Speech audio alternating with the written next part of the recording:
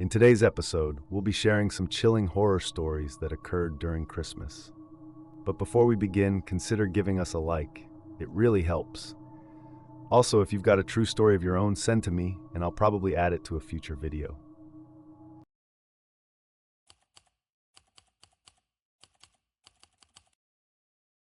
It was just a few days before Christmas, and the house was filled with the warmth and excitement of the season. The living room glowed with twinkling lights from the tree, the scent of pine mixing with the faint aroma of cookies from earlier that day. My sister and I were downstairs, playing a board game on the floor, giggling as we made up silly rules to keep the game interesting. Our mom was upstairs, busy in the bathroom, and the house felt calm and secure, the way it always did during the holidays. Outside, the sun had dipped below the horizon, leaving the world wrapped in an early winter darkness. The only sounds were our laughter and the occasional creak of the house settling. Then came the knock. It was sharp and deliberate, echoing through the quiet.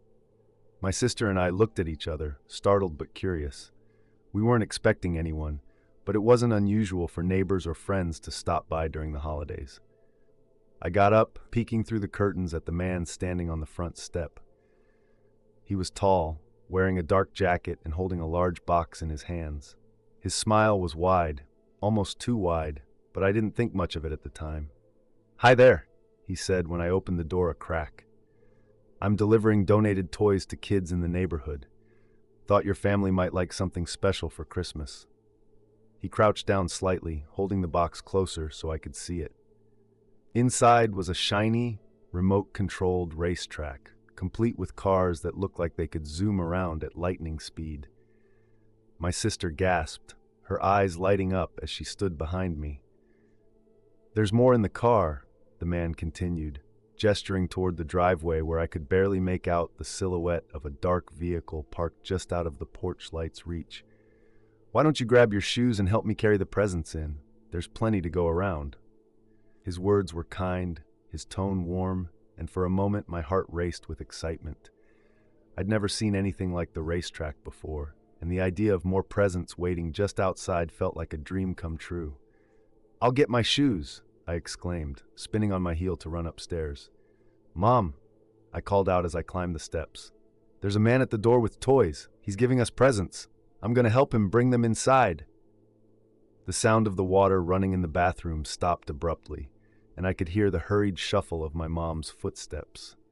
Before I could even reach my room to grab my coat, she was at the top of the stairs, her face pale and her expression sharp with worry. "Stay here," she said firmly, brushing past me and heading for the door. I followed my mom down the stairs, confused by her urgency. She didn't say a word as she approached the door, pulling it open just enough to see the man outside. Her body blocked the doorway, her hand gripping the edge of the door tightly. "Can I help you?" she asked, her voice calm but firm. The man smiled, holding up the box of toys. "Just dropping off donations for the kids in the neighborhood. Thought your girls might like this racetrack. There's plenty more in the car if you need help carrying them in." For a moment, my mom didn't respond. Her eyes flicked past the man toward the driveway, where the dark shape of his car loomed. Then she looked back at me and my sister, who had crept closer to see what was happening. "Girls," she said, her voice suddenly sharp, "go lock the back door. Now." The change in her tone sent a chill through me. I grabbed my sister's hand and we hurried toward the kitchen, locking the door as she'd asked. When we returned, my mom was still at the door, her stance tense. "I'm sorry," she said to the man, her tone colder now. "We're not interested. Please leave." The man's smile faltered. He tried again, his voice more insistent. "Really, it's no trouble. I can bring the toys inside for you." "No," she said firmly, shutting the door in his face and flipping the lock. Turning to us, she crouched down and placed a hand on each of our shoulders. "I need you to go to the crawl space. Stay quiet, and don't come out until I tell you it's safe. Do you understand?" We nodded, too scared to argue. The crawl space was a small, dark area under the stairs, just big enough for the two of us to squeeze inside. My sister and I climbed in, pulling the door shut behind us. The darkness wrapped around us, and I held her hand tightly, feeling her small fingers trembling in mine. From our hiding spot, we could hear faint sounds, the creak of the floorboards as my mom moved through the house, the occasional murmur of her voice. I couldn't make out what she was saying, but the tension in the air was suffocating. My sister whimpered softly, and I squeezed her hand, whispering, "It's okay.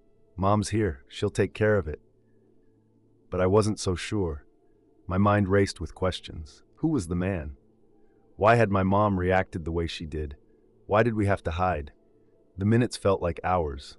Every small sound, the wind outside, the distant hum of a car engine, made my heart race. I imagined the man still standing on the porch, staring at the house, waiting for us to come out. Finally, after what felt like forever, my mom's voice broke the silence. "It's safe now. You can come out." We crawled out hesitantly, blinking in the dim light of the hallway. My mom stood nearby, her face pale but composed. She hugged us tightly, her arms trembling slightly as she held us close. "The man is gone," she said quietly, but her tone carried an edge of worry. "I don't know what he wanted, but you can't open the door for strangers. Ever. Do you understand?" We nodded, still too shaken to speak. Later that night, I couldn't stop thinking about how close I had come to stepping outside. The man had seemed so kind, so genuine, but something in my mom's reaction told me there was more to his visit than met the eye.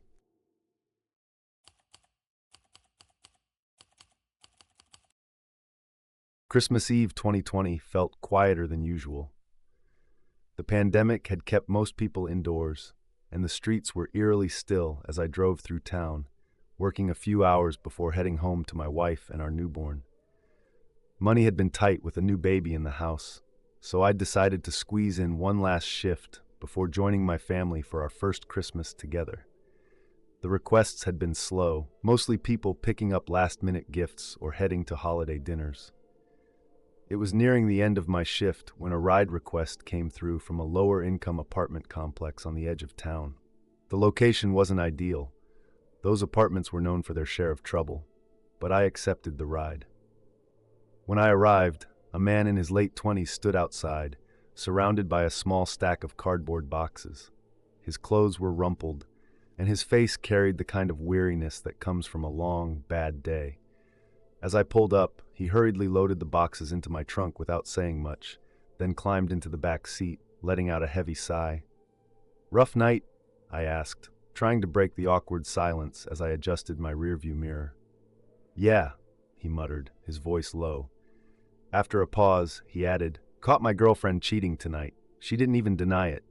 Said it was her apartment, her name on the lease, and told me to get out." I nodded, unsure of what to say. His pain was palpable, and the situation was clearly still raw. "I'm sorry, man. That's rough," I said, glancing at him in the mirror. He nodded, but didn't say anything else. As I drove toward his destination, a motel a few miles away, I couldn't shake the heavy tension in the air. The conversation eventually picked up as we neared the motel.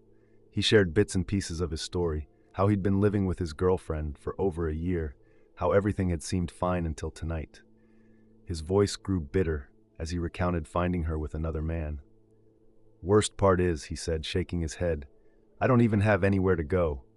All my stuff is in these damn boxes. This motel's all I can afford right now." I nodded again, unsure of what to say. The motel wasn't exactly a place anyone would want to stay, especially on Christmas Eve. It was in one of the roughest parts of town, notorious for drug deals, fights, and things no one talked about. When we pulled into the gravel lot, the place looked just as I expected, dimly lit, with flickering neon lights casting a cold, blue glow over the cracked pavement. A few figures loitered outside, their faces hidden in shadows, and the sound of muffled shouting came from one of the rooms. "Here we are," I said, trying to mask my unease. The man thanked me and got out, unloading his boxes with a resigned expression. I stayed in the car, my eyes scanning the lot. I'd been in dicey situations before as a Lyft driver, and I'd learned to always stay on high alert. My concealed weapon was tucked securely in the glove compartment, a precaution I hoped I'd never have to use. He carried the last of his boxes inside the motel office to check in, leaving me alone in the car. That's when I noticed something out of the corner of my eye, movement near one of the rooms. As I sat in the car, waiting for my passenger to finish checking in, the sense of unease grew stronger. The dimly lit parking lot felt alive with shadows, and my eyes darted from one figure to the next, watching for anything unusual. That's when I saw him, a man stepping out of one of the motel rooms about 20 feet away. He was tall, with a lean, wiry build, and in his hands he carried a shotgun. My breath hitched as I instinctively slouched lower in my seat. Two women followed him out, both dressed in a way that suggested they weren't there for a quiet night. They lingered near the door, speaking in hushed tones while the man marched across the lot toward another room. The tension in his posture was unmistakable. He moved with purpose, his grip on the shotgun firm. I watched as he stopped outside the second door, pounded on it with the butt of the weapon, and then shoved it open. What happened next was chaos. The door slammed shut behind him, but the shouting began almost immediately. Male and female voices clashed in a cacophony of anger and fear, muffled by the thin walls. I couldn't make out the words, but the tone was clear. Whatever was happening in that room wasn't good. My passenger emerged from the office at that moment, carrying his motel key and the last of his boxes. His eyes flicked toward the commotion, and his expression hardened, as though he'd seen this kind of thing before. "You should go," he said as he approached my car.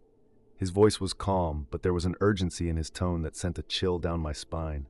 I stared at him, frozen. "What's going on?" I asked, my voice barely above a whisper.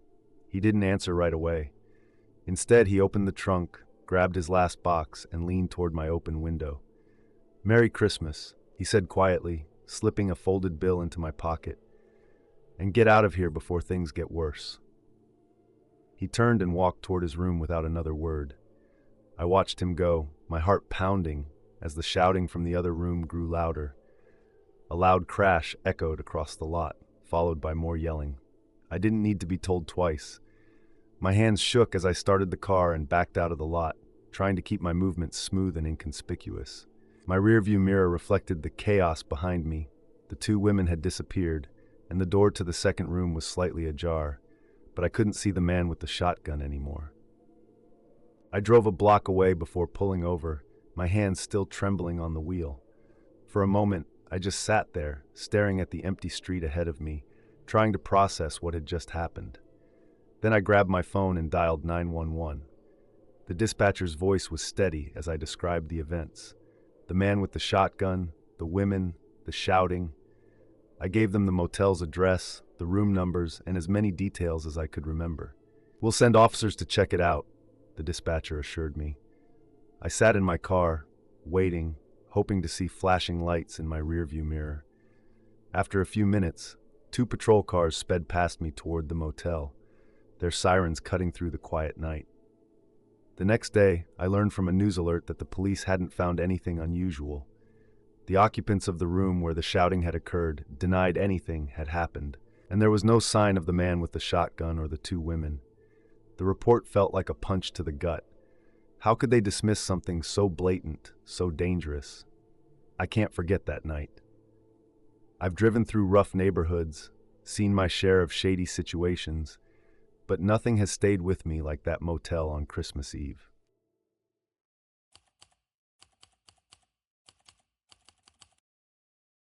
The mall was packed, as expected for the last weekend before Christmas. Lights twinkled from every storefront, holiday music echoed through the halls, and the air buzzed with the hurried energy of people trying to finish their shopping. My sister and I had planned to make this trip quick. A few gifts, then home in time for dinner. She's petite, barely over 5 feet tall, and I've always felt protective of her, especially in crowded places like this. I wasn't about to take any chances, so I carried my concealed weapon, as I often did. I didn't expect trouble, but I knew it was better to be prepared than caught off guard. The first store we visited was one of her favorites, filled with colorful displays and shelves packed with every holiday item imaginable. While she browsed, I stayed close, scanning the store out of habit. That's when I noticed him.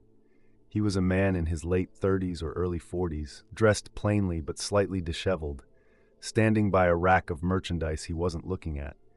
His focus wasn't on the clothes or the holiday decorations. It was on us. At first, I thought I was imagining it. Maybe he was just waiting for someone or lost in thought. But as we moved to another part of the store, his eyes followed us, and I felt a twinge of unease. I didn't mention anything to my sister at first. She was chatting happily about her gift ideas, oblivious to the man's presence. I didn't want to alarm her, so I casually steered us toward a different section of the store. He followed. Each time we moved, he drifted closer, always keeping us within his line of sight, but never directly approaching. It was subtle, almost casual, but it was deliberate. My heart began to race, and my grip on the strap of my bag tightened.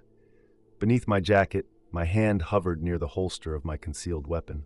My mind raced through possibilities. Was he planning to snatch her purse? Try something worse? The mall was crowded, but that didn't guarantee safety. I tested him, leading my sister to the far side of the store, stopping to glance over my shoulder. He was still there, his eyes darting away as if trying to appear uninterested. "Let's check out," I said to my sister, keeping my tone even. We made our way to the register, and as we paid, I noticed him lingering near the entrance. My stomach churned. I wasn't about to let my guard down. As we headed toward the store's exit, the man made his move. He called out, his voice cutting through the bustle around us. "Hey! You dropped something." I didn't stop. I tightened my grip on my sister's arm and urged her to keep walking. "Just ignore him," I said under my breath. But the man wasn't about to let it go. He quickened his pace, catching up to us just as we reached the doorway. His hand shot out as if offering to shake. "Hey man, wait a second," he said with a strained smile. "You sure you didn't drop something?" I stopped abruptly, stepping between him and my sister. My hand rested firmly near the concealed weapon beneath my jacket, but I didn't draw. Not yet. "No, I didn't," I said flatly. "We're good." The man's demeanor shifted. His smile faded, replaced by something harder, more aggressive. "What's your problem?" "I'm just trying to be nice," he snapped, his tone laced with irritation. "Let's go," I said to my sister, not taking my eyes off him. She hesitated, her face pale, before nodding and walking briskly toward the escalators. The man leaned slightly closer, lowering his voice as he muttered something I couldn't make out. His eyes flicked to my hand near my holster, and for a moment he froze. "Keep walking," I said firmly, my voice low but steady. He muttered a string of insults under his breath, stepping back slightly but keeping his eyes locked on me. My heart pounded, but I kept my posture calm, even as every muscle in my body tensed. Once my sister was a safe distance away, I followed her, keeping an eye on the man behind us. He didn't follow, but his presence lingered like a shadow in my mind. We moved quickly through the mall, weaving through the crowds until we reached the exit. Outside, the cold air hit me like a slap, and I exhaled deeply, trying to shake the tension that had coiled tightly around me. "Who was that?" my sister asked, her voice trembling. "I don't know," I admitted, scanning the parking lot. But he wasn't just being nice. I walked her to the car, my eyes darting to every corner of the lot. The man hadn't followed us out, at least not that I could see.